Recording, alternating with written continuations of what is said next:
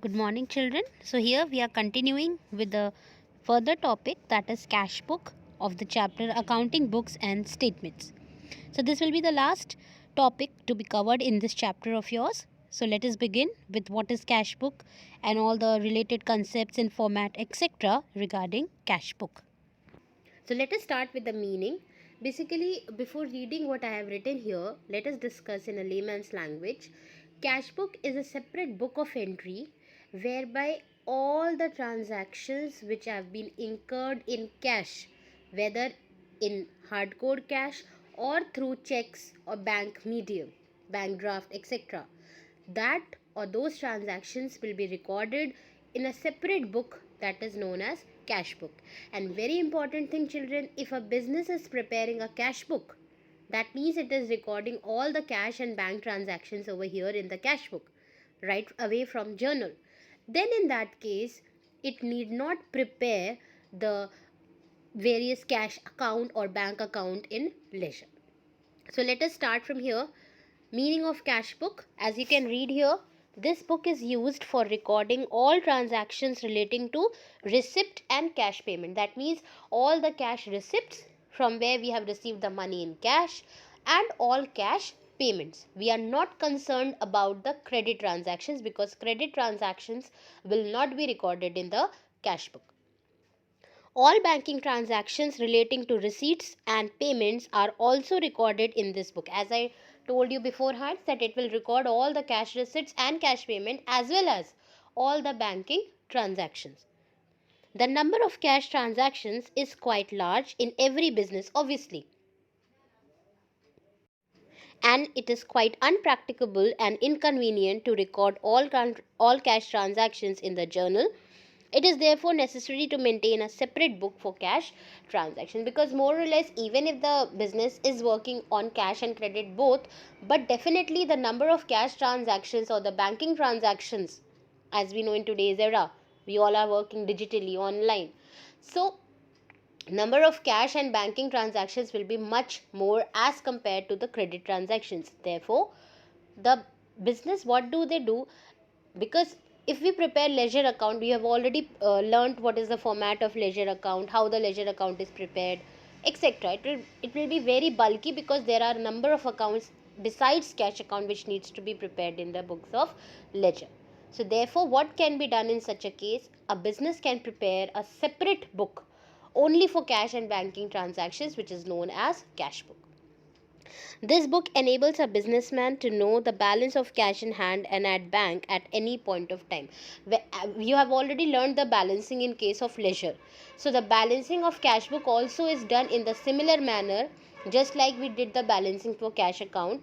In the similar manner, we do the balancing for cash book also. So whenever we balance at the beginning of the accounting year or any month or any day, we get the opening balance of cash in hand, that means the hardcore cash, or cash at bank, that means the money in our bank account. And at the end of the particular period, we get the closing cash in hand or cash at bank. That means whenever the business wants, it can check the closing balance, how much cash is readily available and how much cash is available in the bank account. It also gives information about the daily receipts, payments, and the closing cash balance at the end of each day. Hence, this is a very popular book and is maintained by all the organizations, whether it is a big organization or small organization. Generally, due to so many benefits, most of the organizations do prepare a cash book. Moving ahead, there are again certain points to be remembered which will be very helpful for you when you solve the practical problems. Number 1, cash book is both a subsidiary as well as a principal book. It is a subsidiary book, that means in addition it is prepared, it is a supporting book because it supports the various leisure accounts and the preparation of trial balance. At the same time, it is the principal book also, it is the main book also. Why? Because as I told you, whenever a business is preparing the cash book, it need not prepare the cash account or bank account, or it need not record the cash and banking transactions in the book of ledger. Those transactions can directly be posted in the cash book itself originally. So that means cash book is also a principal book. Then second point, cash book is just like a cash account which we use to prepare in ledger. It is prepared to show the bank and cash transactions at one place to know the closing balance of cash in hand and cash at bank. Why do we prepare a cash book? So as to calculate the closing cash in hand or cash at bank. It follows the rule of real account. Why? Because we are recording the cash and bank transactions and we know that cash is a real account. So definitely cash book will also follow the rule of the real account, and the rule of real account says debit what comes in and credit what goes out. So from wherever the cash is coming in or the bank balance is increasing, that will be posted on the debit side of the cash book, and all those transactions where the cash is going out or the bank balance is decreasing will be posted on the credit side. Then that is debit what comes in and credit what goes out. Third point, the debit side of a cash book will record all the receipts and credit side will record all the payment.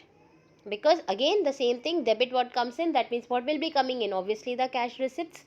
So whatever are the receipts will be posted on the debit side, and credit what goes out, what will be going out, obviously the payment. So whatever or wherever the cash is going out or the balance, bank balance is reducing or decreasing, that will be posted on the credit side. That means we'll be writing the payments on the credit side.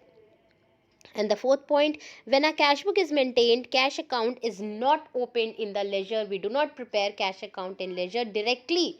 We post the cash and bank entries in the cash book. Then differentiate between a cash account and a cash book. What is the difference between a cash account and a cash book? We just learned that cash book is just like a cash account. When we prepare cash book, we need not prepare cash account, but yet there are a number of differences between two. So let us discuss. Number one, cash account is an account in the ledger, whereas cash book is a separate book maintained for recording cash transaction. Cash account is a part of ledger, cash book is itself a separate book. Cash account records only one aspect of a transaction, that is cash. It does not record the banking aspect, whereas cash book records both the aspects of a transaction. Then the third point, when transactions of cash are recorded in journal, it is necessary to open a cash account in ledger. That means when we are passing the entry regarding the cash or banking transaction in journal, then we have to prepare the cash account or bank account in ledger.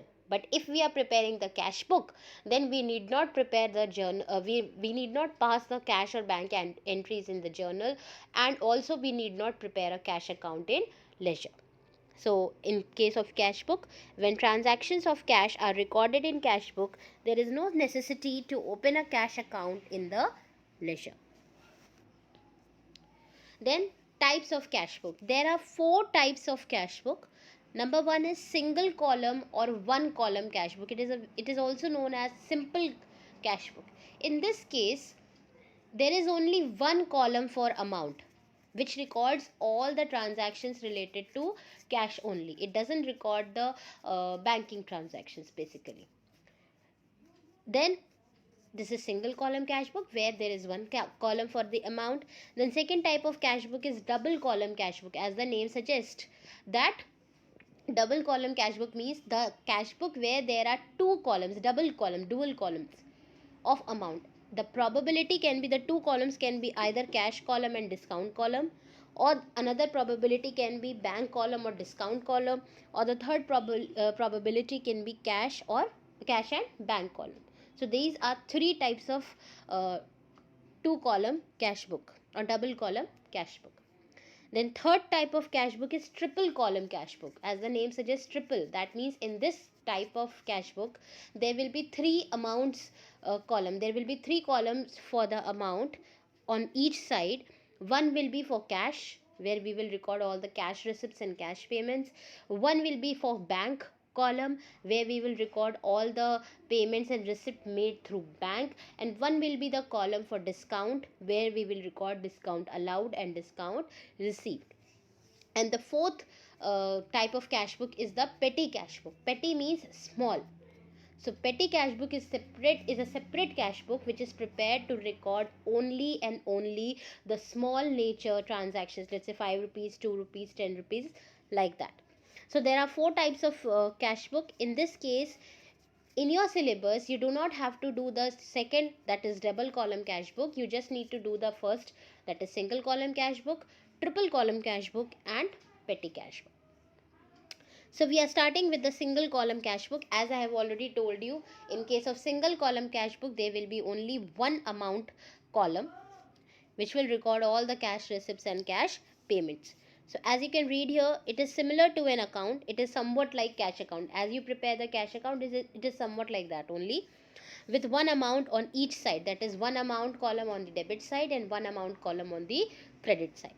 The left hand side, known as the debit, records the receipt of cash. Why? Because cash is a real account and we debit what comes in. So whatever we are receiving in cash will be posted on the debit side of the cash book, and the right hand side, known as credit, records payment, because credit what goes out. So whatever is going out will be posted on the credit side. Now again, 2 points to be remembered. Number one, opening balance of cash will be written on the debit side of the cash book as to balance brought down. We have already learned in leisure that how the opening entries are posted in the similar fashion. Now, since cash is an asset, therefore its opening balance will be posted on the debit side, and it is always assumed that cash will have a debit balance. That means obviously the debit side of cash or receipt of cash will be more than the payment, because unless and until you have extra cash, how can you make the payment can never exceed the receipt in case of cash. I am not talking about bank, that is a separate case, we will discuss further. So in case of cash, the debit side will always be greater than the credit side, and therefore we assume that the cash balance has a debit balance, and therefore the opening balance of cash will be posted on the debit side. And we know the rule of leisure, that whatever we post on the debit side, the same rule applies here. It will start with the word to, and if we are writing the opening balance, then we will write to balance brought down, if you are bringing down the balance. If you are investing the cash at the very beginning, then you will write to capital. Then second point, single column cash book makes no record of checks received and given. That means it doesn't record the transaction related to check, whether you have received the check from somebody as a payment, or you have given or issued a check to somebody as a payment. And it also doesn't record any cash discount allowed or cash discount received, because we are not preparing any discount column. We are making a very simple cash book. We are making one column for the amount, which will record only and only the amount of cash receipts on the debit side and cash payments on the credit side. Then the format of single column cash book, you can see there are two sides. Left hand side is the debit side and right hand side is the credit side. As you can see the numbering, there are 10 columns in the cash book. The same 8 columns what we have learnt in ledger, the same columns are here. There is only one column has increased on each side, that is VNO. As you can see, the full form is voucher number, that is the bill number. So on the debit side, the first column will be date, then the second column will be particulars, which will record the receipt. So if you write particulars or you write receipt, it will not be wrong. The third column will be voucher number. The fourth column will be LF, that is ledger folio. Now cash book is a separate, it is like a ledger account, but it is a separate book. Therefore we are writing LF here, ledger folio here. Then amount. So these 5 columns on the debit side, the same 5 columns will be on the credit side, that is date, particulars. Now in this case, credit side, either you write particulars or you write payments, because you will be recording the payments. Then voucher number, then ledger folio and amount. So there are 10 columns in case of single column cash book. Now how do you balance the cash book? The balancing of cash book is just as similar as the balancing of a cash account. What you will do, you will calculate the total of the debit side and you will calculate the total of the credit side. If they are coming equal, well and good. That will be a very rare case. Mostly the debit side will be more than the credit side generally, because as I told you, cash balance can never show the negative amount. So the debit balance will be more than the credit side. That means there is a deficiency in the credit side. That means you have to put the deficient amount on the credit side so as to make both the sides equal. So the deficient amount, which is better known as the balancing figure, will be shown on the credit side as by balance carried down, and you will write the balancing figure. Then you will do the subtotaling part, which will be equal debit side and credit side. And do remember the rule of the ledger, that whatever is the whichever side you have written the balance carried down, on the opposite side you will write to balance brought down or by balance brought down, as the case may be, and the amount against brought down will be the same as what you have written in front of carried down. So let us read from here. Cash book may be balanced daily, weekly, monthly, or yearly even, depending on the need of the business, that we know very well. Normally, it is balanced daily in order to tally the balance shown by the cash book with that of the actual amount of cash in the cash box. It is up to the business as in when it wants to balance the cash book, either daily, monthly, weekly, yearly, irrespective. But generally, it is suitable and it is feasible, and generally business do that. They balance the cash book every day so as to just keep a cross check whether the cash balance reflected by the cash book is equal to the cash amount reflected in the cash box or not. In case of any discrepancies, the measures can be taken. Following points should be taken into consideration while balancing the cash book. Number 1, the receipts or the debit column will always be bigger than the payments or credit column, as we were discussing. Number 2, the difference will be written on the credit side, obviously, because if the debit side is more than the credit side, that means the deficiency is in the credit side. So the balancing figure, the deficient amount, will be written in the credit side. The difference will be written on the credit side as by balance carried down. This will make the total of the two sides equal, and the total will be written in the two columns opposite one another, as we used to do in case of leisure.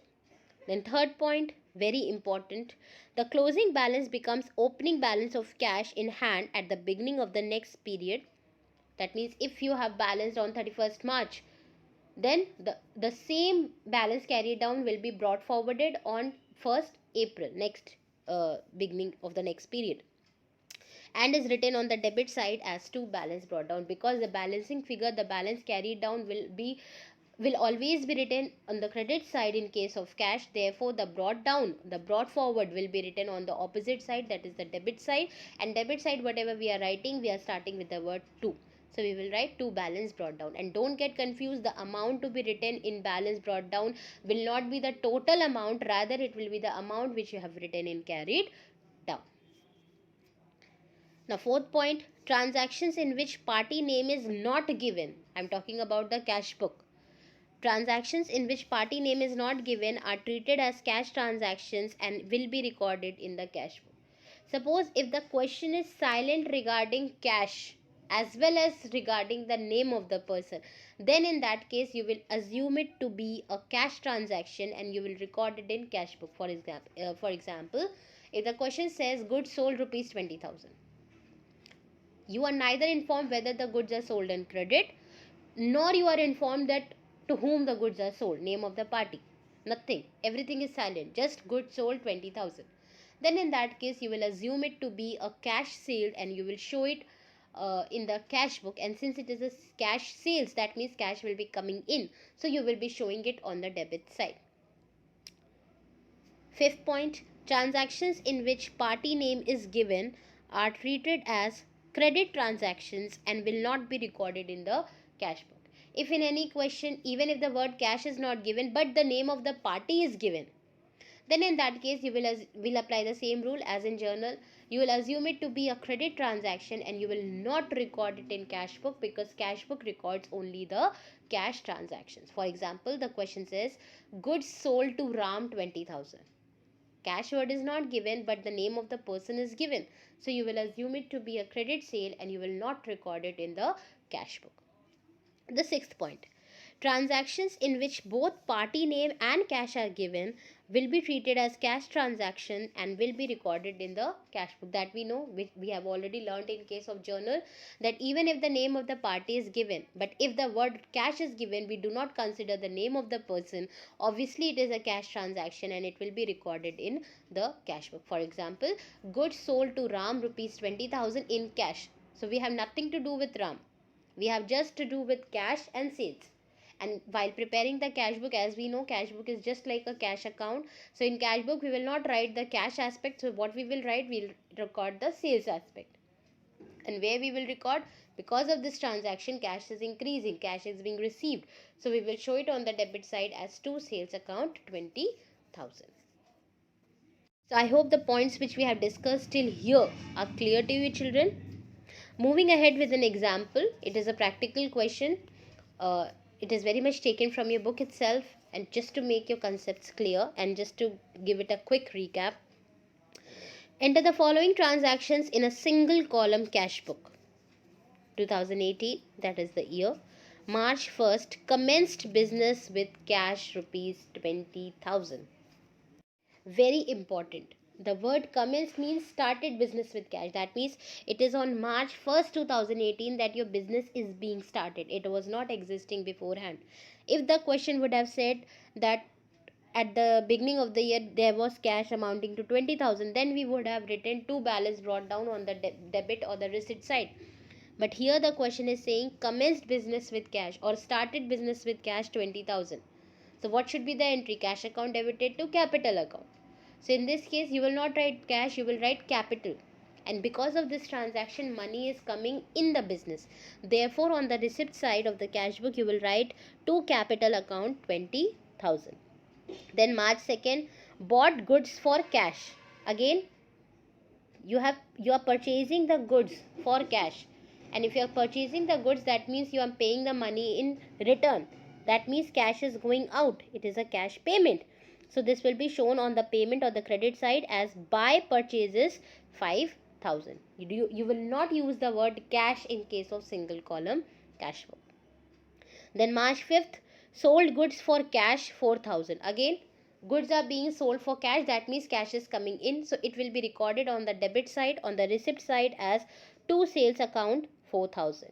Then March 10th, goods purchased from Ravi on credit. It is not in cash, therefore it will not be recorded in the cash book. Then March 13th, paid to Ravi 7,000. Again, if we are paying to Ravi, that means cash is going out. It will be recorded on the payment side as by Ravi 7,000 because we will not write the word cash. March 15th, cash sales 8,000. Again, when we are selling, that means cash is coming in. So we will record it on the receipt side or on the debit side as to sales account 8,000. March 18th, purchased furniture for cash. So when we are purchasing furniture for cash, cash is going out. It will be recorded on the credit or the payment side as buy furniture 6,000. March 20th, paid wages.